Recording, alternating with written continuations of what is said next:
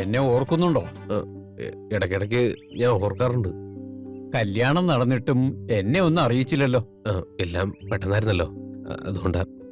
ആയിക്കോട്ടെ, കഴിഞ്ഞ ശേഷം വിളിക്കായിരുന്നല്ലോ. തിരക്കായി പോയി മൊത്തത്തില്. അന്നെന്നെ അടിച്ചോടിച്ചു വിട്ടെങ്കിലും എന്റെ വാക്ക് സത്യമായില്ലേ? അടിച്ചില്ലല്ലോ, ഓടിച്ചല്ലോ.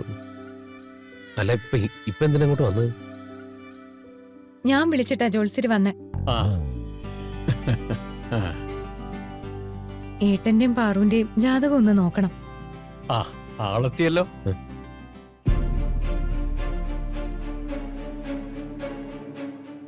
അതെ, ഇപ്പൊ ഈ ജാതകം നോക്കേണ്ട ആവശ്യം എന്താ?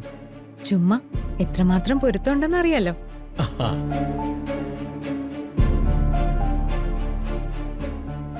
അതെ ജോത്സരെ, ഇനി ഈ ജാതകം നോക്കിയിട്ട് ഒരു കാര്യമില്ലല്ലോ. കാര്യമുണ്ട്. അഥവാ എന്തെങ്കിലും പ്രശ്നങ്ങളൊക്കെ ഉണ്ടെങ്കിൽ നമുക്കതിന് പരിഹാരം കാണാമല്ലോ. വേണ്ടായിരുന്നു പരിഹാരം. ജോത്സ്യര് വരണം. എന്നാ ഞാൻ അകത്തേക്ക് ചെല്ലട്ടെ. ഓ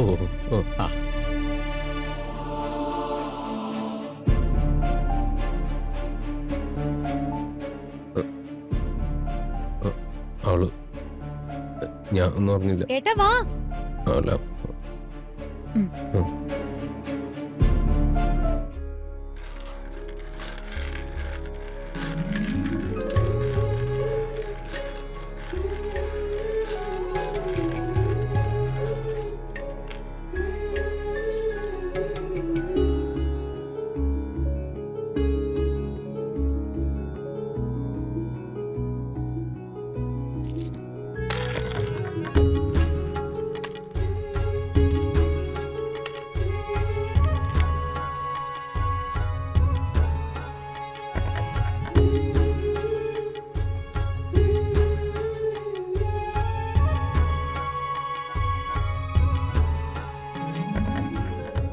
ഗിരിയുടെ കല്യാണം ആദ്യം നടക്കൂന്ന് ഞാൻ പറഞ്ഞു.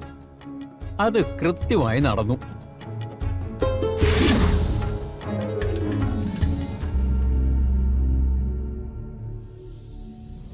ഇതുവരെ ഞാൻ പറഞ്ഞതൊക്കെ സത്യമാണെങ്കിൽ ഇനി ഞാൻ പറയുന്നതും സത്യമാകും.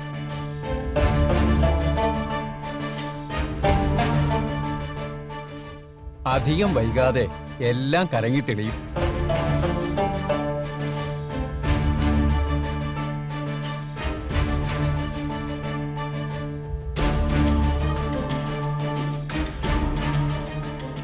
ഇത്രയും കാലം ഗിരി ഇരുട്ടിലായിരുന്നു.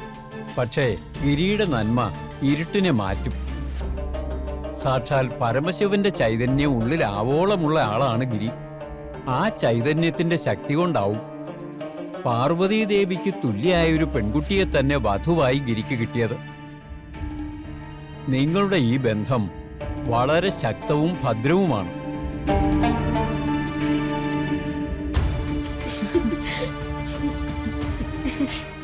പ്രപഞ്ചത്തിലെ ഒരു ശക്തിക്കും നിങ്ങളുടെ ഈ ബന്ധത്തെ പിരിച്ചു മാറ്റാനാവില്ല.